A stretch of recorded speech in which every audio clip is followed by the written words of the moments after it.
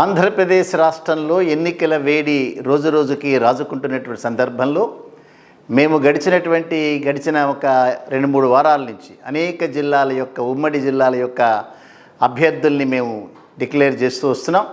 So మాకు అందినటువంటి పక్కా సమాచారం ప్రకారం మేము డిక్లేర్ చేసినటువంటి అభ్యర్థుల్ని తర్వాత జగన్మోహన్ రెడ్డి గారు డిక్లేర్ చేయటం అనేటటువంటిది మీరు కూడా గమనిస్తున్నటువంటి అంశం. అంచేత ఇవాళ మేము ఉమ్మడి విశాఖపట్నం జిల్లాలోని 15 నియోజకవర్గాల్లో ఉన్నటువంటి అభ్యర్థులని ఇంకా 2-3 రోజుల్లో మొత్తం అభ్యర్థుల వివరాలన్నీ కూడా తెలిసే అవకాశాలు ఉంటాయి. సో మాకు అందినటువంటి ఒక గట్టి సమాచారం మేరకు విశాఖపట్నం జిల్లాలోని 15 నియోజకవర్గాల్లో ఉండేటటువంటి అభ్యర్థుల వివరాలు ఇవాళ మీ ముందు యథాతథంగా ఉంచబోతున్నాం. అయితే విశాఖపట్నం జిల్లాకి ఒక రకమైనటువంటి ప్రత్యేకత ఉంది. ఆంధ్రప్రదేశ్ రాష్ట్రంలో మేము గనక అధికారంలోకి వస్తే అమరావతి మాత్రమే రాజధానిగా ఉంటుందని ఆల్రెడీ చంద్రబాబు నాయుడు గారు డిక్లేర్ చేశారు. సో వారితో సహజీవనం కొనసాగిస్తున్నటువంటి పవన్ కళ్యాణ్ గారు ఒకసారి అమరావతి ఇంకోసారి అమరావతి వద్దు అనేటటువంటి మీమాంసలో ఉన్నారు. ఎందుకంటే వారికి అమరావతిలో ఉండేటటువంటి ఒక ప్రత్యేకమైనటువంటి స్టేక్ క్లెయిములు రెండూ లేవు.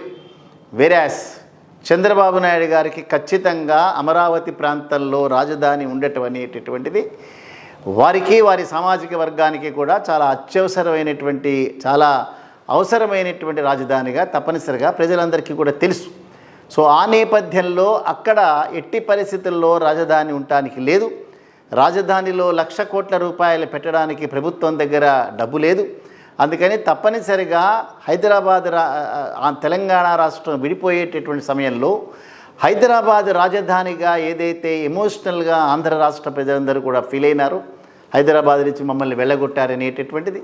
సో అంచేత ఆంధ్రప్రదేశ్ రాష్ట్రంలో కూడా ఒక నగరాన్ని డెవలప్ చేసినంత మాత్రాన మిగతా ప్రాంతాల వారందరికీ కూడా ఒక రకమైనటువంటి ఫీలింగ్స్ డెవలప్ అయ్యేటటువంటి ప్రమాదం ఉంది. కాబట్టి 3 ప్రాంతాలు సమానంగా మాత్రమే డెవలప్ అవ్వాలనే ఉద్దేశంతో 3 రాజధానులు అనేటువంటి అంశం వచ్చింది. దానిలో ప్రధానంగా విశాఖపట్నాన్ని పరిపాలనా రాజధానిగా చేసి పరిపాలన కొనసాగించాలని చాలా తీవ్రంగా జగన్మోహన్ రెడ్డి గారి ప్రయత్నాలు చేసినారు.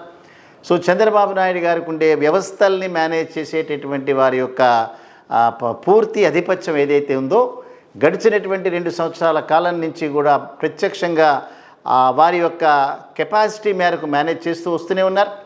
సో అంచేత కోర్టులన్నీ కూడా అడ్డొస్తున్నటువంటి సందర్భంలో అదే రకంగా గడిచినటువంటి 2 సంవత్సరాల కాలంలో అనేక రకాలైనటువంటి స్టేజ్ మేనేజ్డ్ ఆందోళనల ద్వారా అమరావతి ప్రాంతంలో ఉండేటటువంటి ప్రజల చేత ఒక రకమైనటువంటి ఆందోళన చేసిన ద్వారా పక్కదారి పట్టించారు. సో ఇవాళ విశాఖపట్నంలో ఉండేటటువంటి ప్రజల్లో చాలామందికి ఇక్కడ రాజధాని ఉండాలి అనేటటువంటి కోరిక ఉన్నటువంటి నేపథ్యం. అదే రకంగా విశాఖపట్నానికి పక్కన ఉండేటటువంటి ఉత్తరాంధ్ర ప్రాంతంలో శ్రీకాకుళం కానీ విజయనగరం కానీ ఆ ప్రాంత ప్రజలందరూ కూడా మేము ఆర్థిక పరంగా చాలా వెనుకబడి ఉన్నాం. అంచేత విశాఖపట్నంలో కనుక రాజధాని కనుక వస్తే మాకు కొన్ని ఉద్యోగాలు వచ్చే అవకాశాలు ఉన్నాయి, కొన్ని వ్యాపారాలు పెట్టుకునేటటువంటి అవకాశాలు ఉన్నాయి. సో విశాఖపట్నం రాజధానిగా డెవలప్ అయ్యేటప్పుడు మా ప్రాంతం కూడా డెవలప్ అయ్యే అవకాశం ఉంది అనేటటువంటి కోరిక వాళ్ళందరి దగ్గర ఉంది.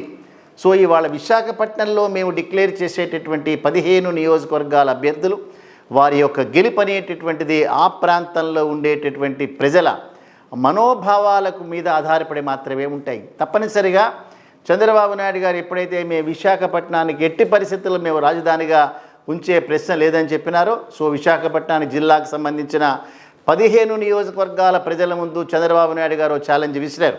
సో మీ ప్రాంతం అభివృద్ధి అనేటటువంటిది మా యొక్క ఎజెండాలో లేదు.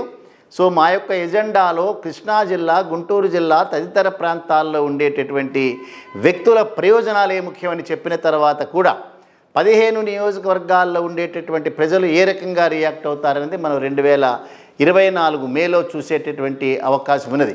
సో ఇప్పుడు ఈ 15 నియోజకవర్గాలకు సంబంధించినటువంటి అభ్యర్థుల్ని ఇందాక చెప్పినట్లుగా మేము డిక్లేర్ చేసినటువంటి క్యాండిడేట్స్ని యథాతథంగా వైసీపీ పార్టీ కూడా డిక్లేర్ చేసినటువంటి సందర్భంలో మొట్టమొదటిగా విశాఖ నార్త్ నుంచి కేకే రాజు అనేటటువంటి వారిని ఆల్రెడీ నిర్ణయం చేసినారు. సో విశాఖ నార్త్ నుంచి వైసీపీ అభ్యర్థిగా కేకే రాజు గారు కంటెస్ట్ చేయబోతున్నారు. విశాఖ వెస్ట్ నుంచి అడారి ఆనందబాబు వారి పేరును ఆల్రెడీ డిసైడ్ చేసినారు.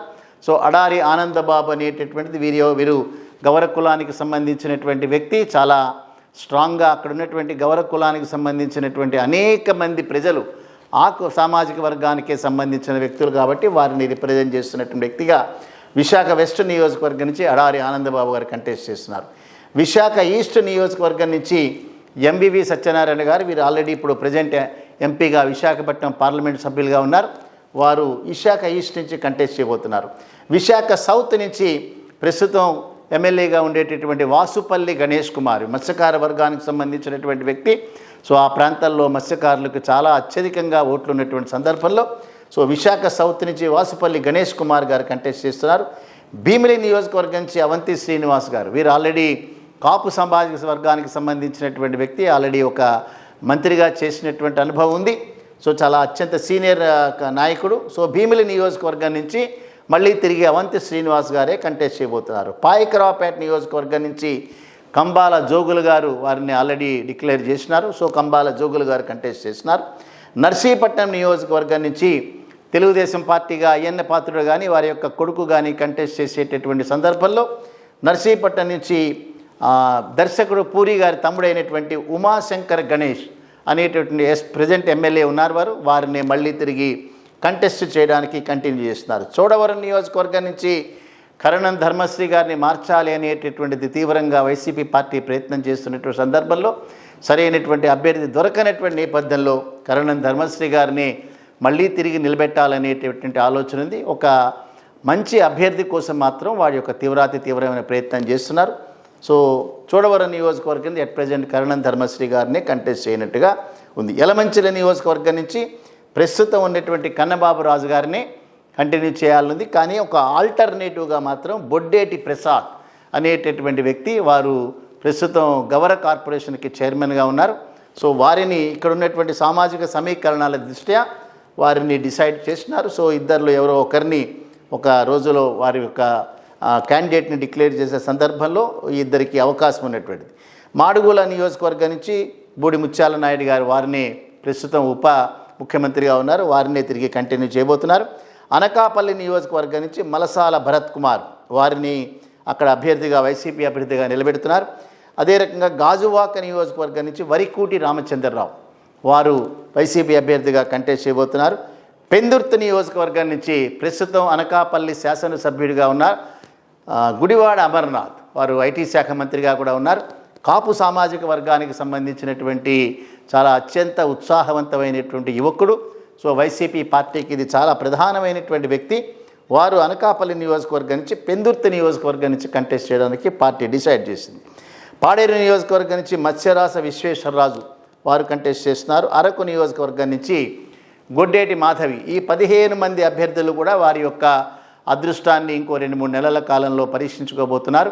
మాకు అందినటువంటి సమాచారం ప్రకారం విశాఖపట్నం జిల్లాలో కూడా అభ్యర్థులు అనేటటువంటి వారి యొక్క ఫలితం అనేటటువంటిది అక్కడ ఉన్నటువంటి ఎవరైతే బెనిఫిషరీస్ ఉంటారో వాళ్ళ చేతుల్లో మాత్రమే ఉన్నట్లుగా మా దగ్గర సమాచారం ఉంది. ఇక విశాఖ ఎంపీగా బొత్స సత్యనారాయణ గారి భార్య, 2-3 సార్లు ఎంపీగా చేసినటువంటి బొత్స ఝాన్సీ లక్ష్మి గారిని డిసైడ్ చేసినారు.